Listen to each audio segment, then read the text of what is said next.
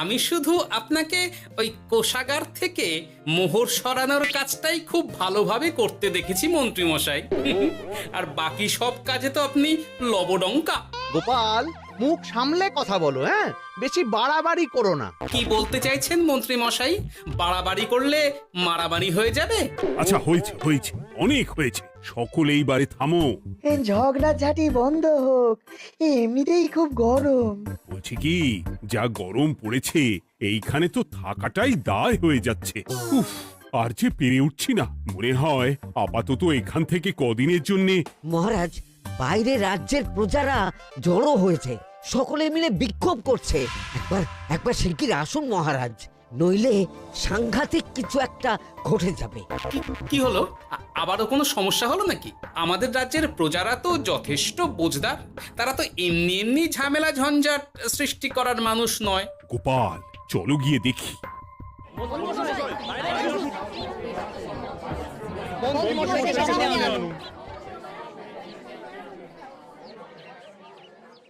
কি ব্যাপার, তোমাদের কি সমস্যা হয়েছে? এইভাবে বিক্ষোভ করছো কেন? মহারাজ, মন্ত্রী মশাইকে সামনে আনুন, তারপর বলছি কি হয়েছে না হয়েছে। সেরেছে। আরে, আমাকে ডাকছে কেন? আচ্ছা, বলছি তোমরা একটু শান্ত হও। আমি বুঝতে পারছি তোমরা কিছু একটা কারণে খুবই অসন্তুষ্ট হয়েছো, তাই সেই জন্য বলছি আগে শান্ত হও, তারপর বলো মন্ত্রী মশাইকে কেন খুঁজছো, উনি কি করেছেন। গোপাল দাদা, তুমি তো জানোই রাজ্যে যা গরম পড়েছে, তার জন্য খাল বিল পুকুর নদী নালা একেবারে শুকিয়ে গেছে, চারিদিকে জলের হাহাকার। হ্যাঁ হ্যাঁ, সে তো জানি। গত সপ্তাহে এই সমস্যার কথা জানিয়ে মহারাজকে অনুরোধ করে গিয়েছিলাম যে রাজ্যের বাঁধটা যাতে খুলে দেওয়া হয়। কেন?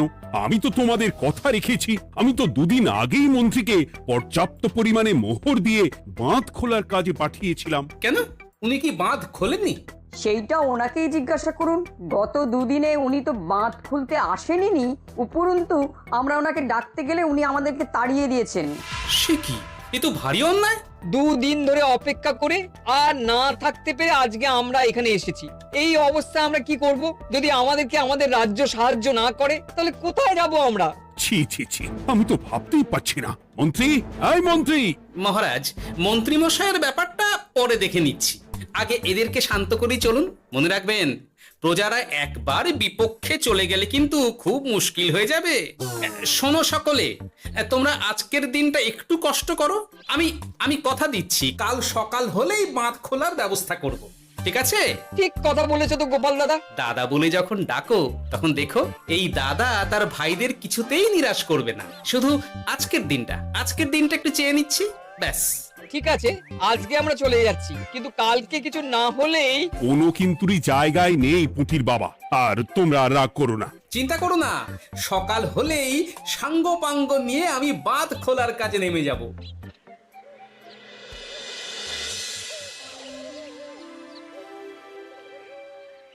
ছি ছি মন্ত্রী, তুমি এইভাবে আমায় মিথ্যে বললে। ভাবতেই পারছি না কি দরকার ছিল আমায় মিথ্যে আশ্বাস দিয়ে প্রজাদের সামনে নাক কান কাটার। মুখে কুলুপ কেন? উত্তর দাও।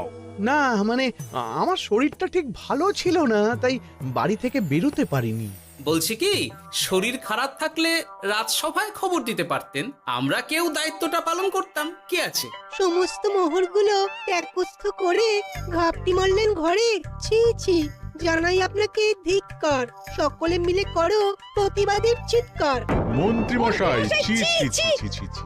মহারাজ, আপনি এক্ষুনি মন্ত্রী মশাইকে কদিনের জন্য সভা থেকে বহিষ্কৃত করুন। সে তো করবই, তবে তার আগে আমি চাই কালকে যখন বাঁধ খুলতে তোমরা নামবে, তখন সেই কাজে কোনো লোক নিয়োগ না করে মন্ত্রীকেই বাঁধ খুলতে নামাবে। মহারাজ, এ কেমন বিচার আপনার? আমি না রাজ্যের মন্ত্রী। মন্ত্রী না ষড়যন্ত্রী। মন্ত্রী মশাই, তাহলে কালকের জন্য প্রস্তুত থাকুন। মহারাজের বাঁধ খোলার জন্য সকল মোহর তো আগেই আত্মসাৎ করেছেন, এবার শুধু কাজে নেমে পড়বেন, কেমন?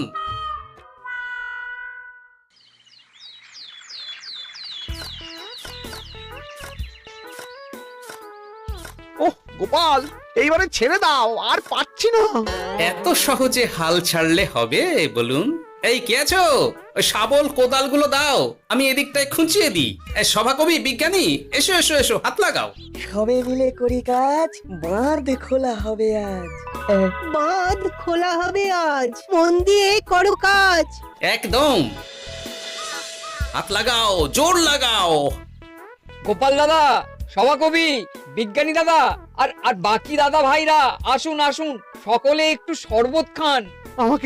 আমাকেও একটু শরবত দাও। মোহরগুলো খেয়েও তৃষ্ণা মেটেনি বুঝি? হুম হুম। বাঁধ এক্ষুনি খুলবে, প্রজাদের সব জ্বালা জুড়োবে। বাঁধ খুলে গেছে। আমাকে বাঁচাও, আমাকে বাঁচাও। কোনো কোনো সময় ভুল করলে নিজেই সেই ভুল শুধরে আবার ফিরতে হয়। আপনিও তাই করুন মন্ত্রী মশাই, নিজে নিজেই উঠে আসুন। চলো সকলে। গোপাল, তুমি তোমার সাথীদের নিয়ে যা করলে সত্যি ভাবাই যায় না।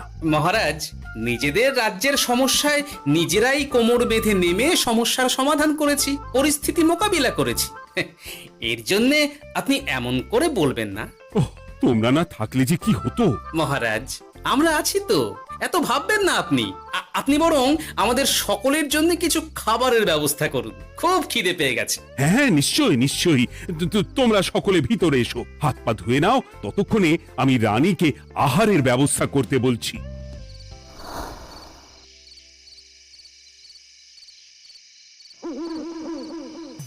ওমা গো, ওমা বাঁচাও, কি শরীর খারাপটাই না লাগছে গো।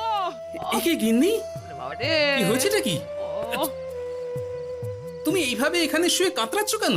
বলি তুমি এসেছো? হ্যাঁ, এই তো আমি চলে এসেছি। কি হয়েছে গিন্নি? তোমার কোথায় কষ্ট হচ্ছে? গরমে হাঁসফাঁস করছি গো, পারছি না। রান্না করতে গিয়ে খুব বাজে অবস্থা হয়ে গেছে গো, এই থেকে এইখানে পড়ে পড়ে গড়াচ্ছি। ওহ, ঠিক আছে, আজ আর রান্না করতে হবে না গিন্নি, আমি রাজবাড়ি থেকে খেয়ে এসেছি। বাহ, নিজে খেয়ে এসেছো বলে আর রান্না করতে হবে না বলে দিলে, হ্যাঁ? এদিকে রাত্রে আমি খাবো কি সে খেয়াল আছে? হ্যাঁ হ্যাঁ, খেয়াল আছে, খেয়াল আছে। যাও, আমার জন্য রান্না চাপাও আর একটু জল দাও। দেখো, এত গরম পড়ে কৃষ্ণনগরের অবস্থা শোচনীয় হয়ে গেছে। বয়স্ক লোকেরা কোনো কাজই করতে পারছে না।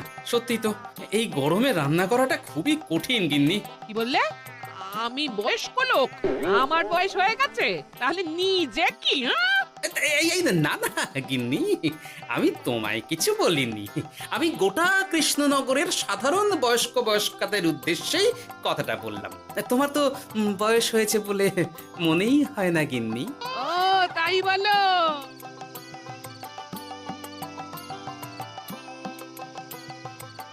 নাও গিন্নি, জল নাও। আজ না হয় আমি রান্না করব। হে ভগবান, মুখের একটু লাগাম দাও। এইভাবে যখন তখন সত্যি কথা বলিও না।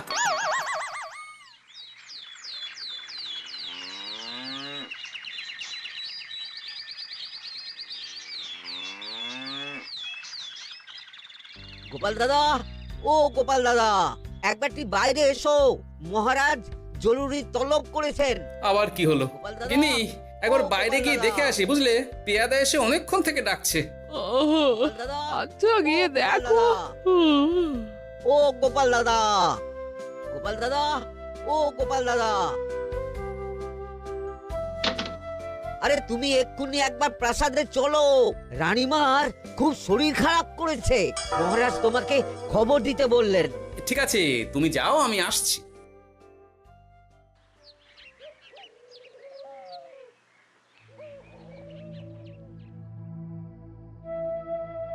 গোপাল, কি হবে বলো তো? রানী তো দুমদাম করে ব্যারামে পড়ে না। মহারাজ, ভয় পাবেন না, আমরা আছি তো। বৈদ্যকে পরীক্ষা করতে দিন, দেখি সে কি বলে। মহারাজ, অতিরিক্ত গরমের জন্যে শরীরটা খারাপ হয়েছে। আসলে উনি এই তীব্র দাবদাহ নিতে পারেননি। তবে চিন্তা করবেন না মহারাজ, আমি বাড়ি গিয়ে এক ধরনের বিশেষ পথ্য পাঠিয়ে দিচ্ছি। রানীমা খেলেই সুস্থ হয়ে উঠবেন। মহারাজ, নিজের কানেই তো শুনলেন, রানীমার তেমন গুরুতর কিছু হয়নি। চিন্তা করবেন না, বৈদ্যর ওষুধে উনি সেরে উঠবেন। যাওয়ার আগে একটা কথা বলে যাই, গরমের এই দাবদাহ কিন্তু আরো ভয়ঙ্কর হবে, তাই সকলে খুব সাবধানে থাকবেন। শরীর যাতে ঠান্ডা থাকে এমন হালকা পাতলা খাবার খাবেন। আসি, রাজসভায় দেখা হবে।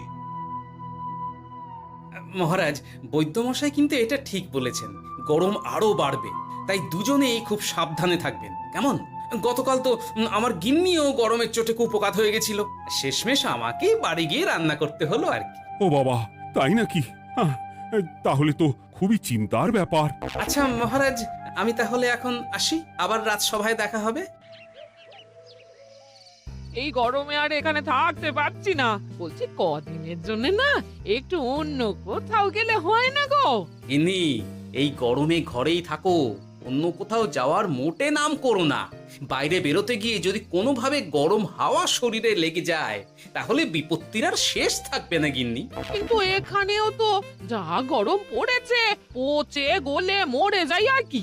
উফ গিন্নি, দয়া করে এইসব বাজে কথা বলা বন্ধ করো তো, আমার আয়ুর থেকেও তোমার আয়ু দীর্ঘ হোক।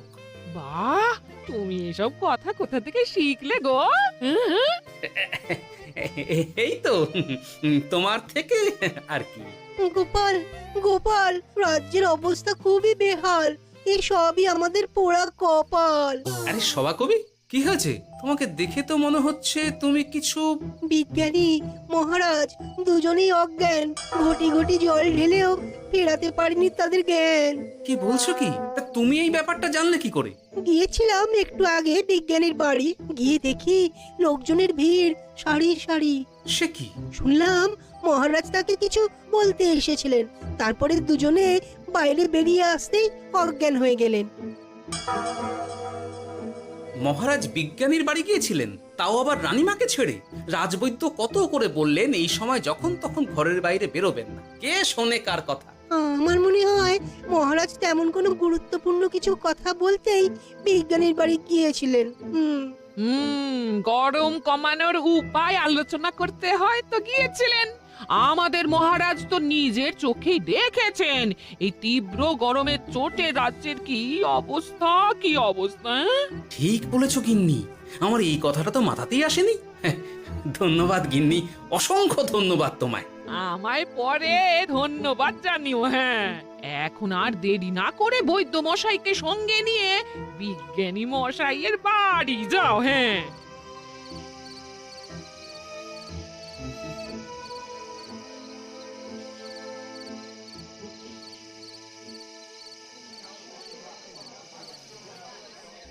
কি বুঝছেন বৈদ্যমশাই?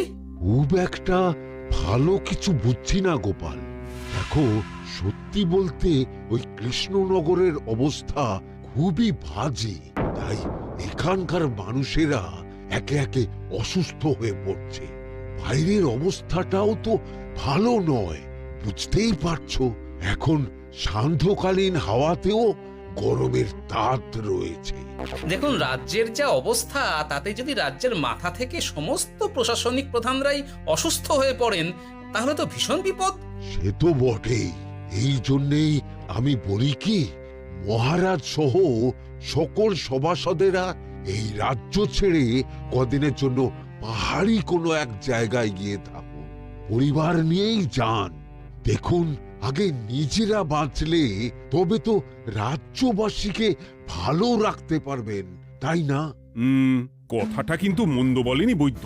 গোপাল, এই গোপাল, তুমি পাহাড়ে যাওয়ার ব্যবস্থা করো।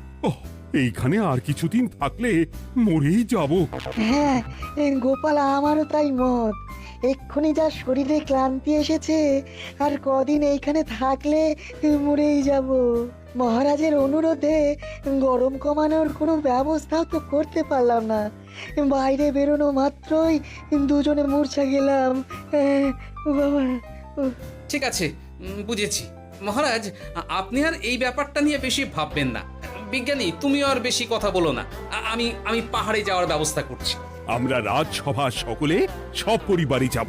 অনেক কাজ হয়েছে, এখন কিছুদিন আমাদের বিশ্রাম দরকার।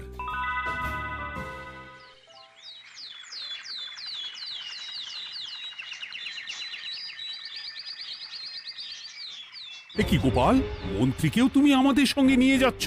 আহ, তুমি কি সব ভুলে গেছো? মহারাজ, আপনি খামোখা উত্তেজিত হবেন না। আপনার শরীরটা কিন্তু ভালো নেই।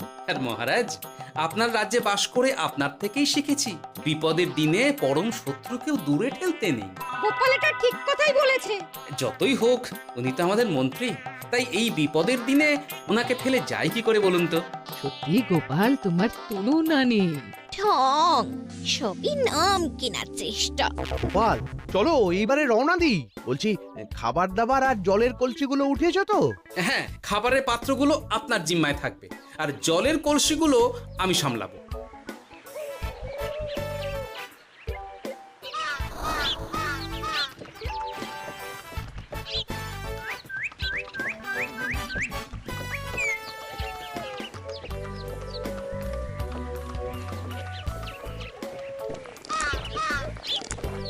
কি গো, তুমি খাবার ছেড়ে শুধুই জল খাচ্ছ? ওদিকে মন্ত্রী মশাই যে সব খাবার একাই সাবার করে দিলে না? ভালোই তো, থাক না। এরপরে বড় বাইরে যেতে হলে বুঝবে, আমি তো ওই জন্যই নিজের জিম্মায় শুধুমাত্র জল নিয়েছি। দেখো, জল খেলে ছোট বাইরে যাওয়ার দরকার হলে চলে যেতে পারবো, কিন্তু বড় বাইরে যাওয়ার দরকার হলে তো যেখানে সেখানে যেতে পারবো না। তাই জলই সই। কিন্তু সবার জল যদি তুমি একাই শেষ করে দিলে তাহলে? এই রে, এটা তো ঠিক বলেছো গিন্নি। পথে ঘাটে কোনো পানীয় জলের পুকুর বা কুয়ো দেখলে জল ভরে নিতে হবে, বুঝলে?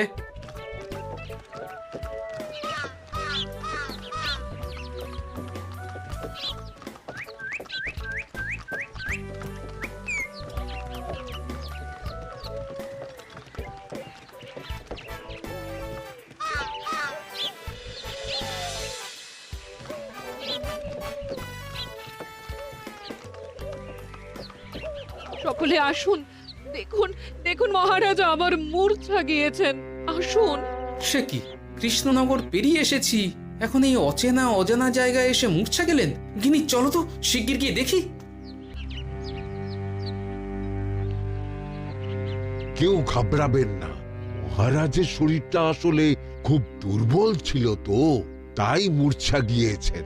তবে চিন্তার কিছু নেই, আমি এক ধরনের পথ্য দিচ্ছি, এটা খেলেই উনি আবার সুস্থ হয়ে যাবেন। ঠিক আছে বৈদ্য মশাই, আপনি তাহলে যত তাড়াতাড়ি সম্ভব পথ্যটা তৈরি করুন। হ্যাঁ, আমার এই পথ্যটা তৈরি করার জন্যে একটু জলের প্রয়োজন। একটু জলের ব্যবস্থা করুন তো। এ মা, বলি গাড়িতে যে এক ফোঁটাও জল নেই গো, কি হবে? এই গোপাল, তুমি একাই সব জল খেয়ে বসে আছো? হ্যাঁ গোপাল, এখন এসব বাদ দাও, চলো একটু জলের ব্যবস্থা করি। হ্যাঁ, খানাখন্দ, খাল, বিল, নদী, সমুদ্র, যেখান থেকে পারো জল নিয়ে এসো। জল ছাড়া এই পথ্য বানানো অসম্ভব। গোপাল, এ কি করা যায় বলো?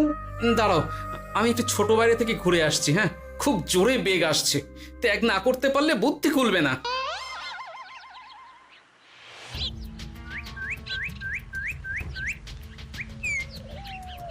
ওদিকে একটা পাত কুয়ো দেখতে পাচ্ছি মনে হচ্ছে।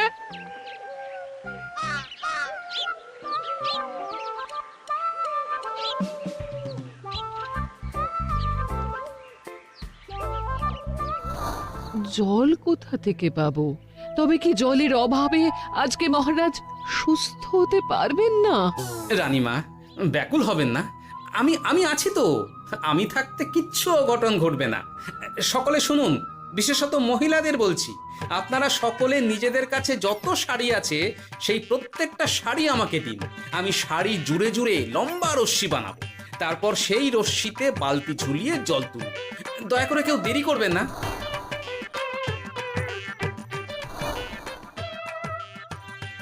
এই নাও আমার 5খানা শাড়ি। হ্যাঁ, এই নাও আমার 10খানা শাড়ি। আমি বাবা আমার লতা পাতা মিনি করা শাড়িগুলো দেব না। যা পারো করো, আমি বড় বাইরেতে যাচ্ছি। ওমা, বিপদের দিনে শাড়ি দেবে না? গায়ের জোরে নিয়ে আসবো। হ্যাঁ,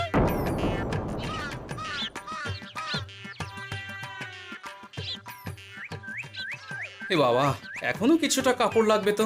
যা গভীর পাতকুয়া, সবার সব শাড়ি তো কাজে লাগিয়ে দিয়েছি, এখন কি হবে? আরে ওই তো কার একটা ঝোপের কাছে ধুতি পড়ে রয়েছে, যাই ওইটাই নিয়ে নি। এই গোপাল গোপাল, আরে করো কি ওটা তো আমার ধুতি। আরে আরে আমি এই ঝোপে বড় বাইরের জন্য এসেছি। আরে মন্ত্রী মশাই, বড় বাইরে করার সময় অযথা অন্যদিকে মন দেবেন না, তাহলে পেট সাফা হবে না।